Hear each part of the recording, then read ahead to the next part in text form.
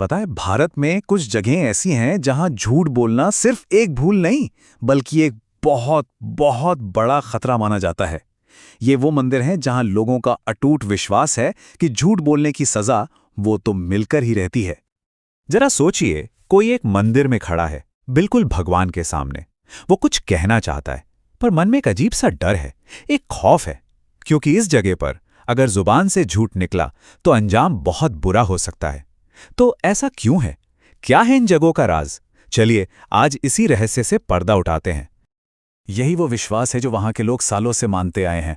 उनका मानना है कि यहां झूठ बोलने वाले को दैवीय सजा मिलती है, और सजा भी कोई छोटी मोटी नहीं।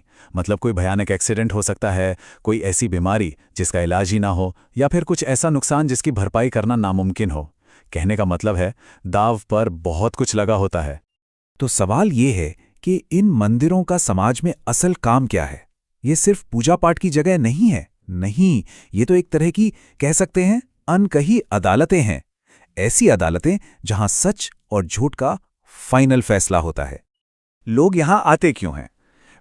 अपने कोर्ट केस सुलझाने के लिए, जमीन के जो सालों पुराने झगड़े होते हैं उन्हें निपटाने के लिए, यहां तक कि अपनी आपसी रंजिश खत्म करने के लिए। और कई बार तो पुलिस या कोर्ट जाने से भी पहले लोगों के लिए यही आखिरी रास्ता होता है। क्योंकि देखिए, एक बात तो साफ है, भगवान के सामने खड़े होकर झूठ बोलने की हिम्मत हर किसी में नहीं होती। और इसी विश्वास पर, इसी एक लाइन पर पूरी की पूरी व्यवस्था टिकी हुई है। असल में यही वो डर है जो लोगों को सच बोलने पर मजबूर कर देता है।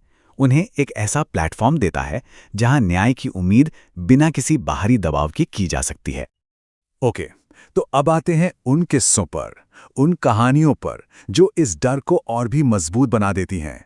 ये वो दावे हैं जो एक पीढ़ी से दूसरी पीढ़ी तक सुनाए जाते हैं कि कैसे जिसने भी यहां झूठ बोला उसे अपनी गलती का अंजाम भुगतना ही पड़ा। एक कहानी है एक आदमी की। हुआ ये कि उसने जमीन के लालच में मंदिर में आकर झूठी कसम खा ली। उसे लगा बस काम हो गया, मैंने सबको बेवकूफ बना दिया। लेकिन कहानी यहां खत्म नहीं होती। कुछ ही दिनों के अंदर उसके साथ एक बहुत बड़ा, एक जानलेवा हादसा हो गया। और वहां के लोग वो आज भी यही मानते हैं कि ये सब उसी झूठी कसम का सीधा नतीजा था। अच्छा, एक और किस्सा सुनिए।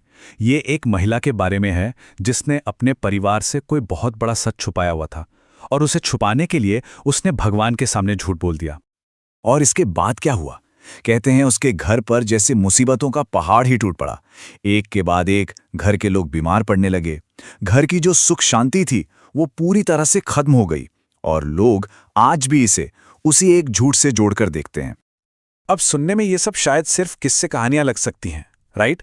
लेकिन जब एक ही जैसी घटनाएं बार बार साल दर साल दोहराई जाती हैं, तब एक सवाल मन में जरूर उठता है, क्या ये सब सिर्फ एक इत्तेफाक है, या फिर इसके पीछे कोई गहरी सच्चाई छिपी है?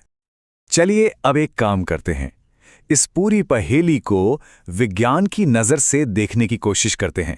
क्योंकि जो साइकोलॉजिस्ट हैं, जो एक्सपर्ट्स हैं, वो इस पूरी घटना को एक बिल्कुल अलग एंगल से देखते हैं।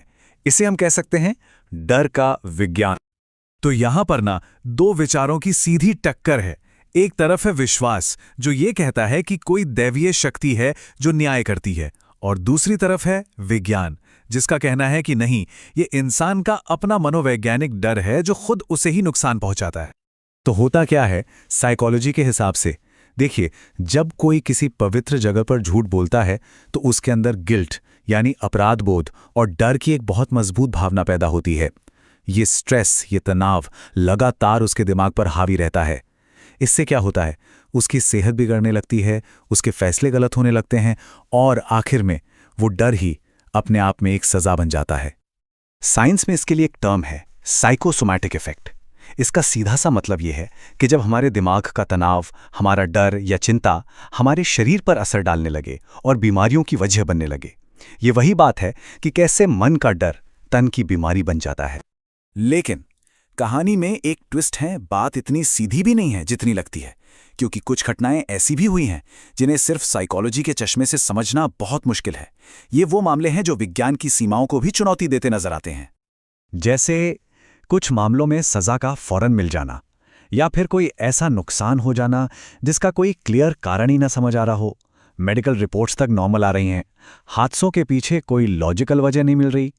अब ये ऐसी घटनाएं हैं जो मनोवैज्ञानिक डर वाली थ्योरी से कहीं आगे की बात करती हैं। और शायद इसीलिए वहां के लोग एक बहुत गहरी बात कहते हैं। वो कहते हैं कि यहां भगवान नहीं, न्याय बैठता है। मतलब एक ऐसी शक्ति जो किसी का पक्ष नहीं लेती, वो निष्पक्ष है और हमेशा हमेशा सच का साथ देती है। तो हम आखिर में कहां पहुंचते हैं? इसे क्या माना जाए? एक गहरा विश्वास जो समाज को सही रास्ते पर रखने का काम करता है, या फिर एक अंधविश्वास जो सिर्फ और सिर्फ डर पर टिका हुआ है? देखिए, इस सवाल का जवाब चाहे जो भी हो, एक बात तो बिल्कुल साफ है। झूठ बोलने का ये जो डर है, ये बहुत बड़ा सामाजिक काम करता है। ये लोगों को सच के करीब ले आता है, क्योंकि सीधी सी बात है, जो सच बोल रहा है उसे डर किस बात का? तो हम घूम फिर कर फिर से उसी सवाल पर आ गए हैं, क्या ये वाकई कोई दैवीय शक्ति है जो न्याय करती है, या फिर ये इंसान के अंदर का गिल्ट और डर है जिसकी ताकत हकीकत को ही बदल देती है?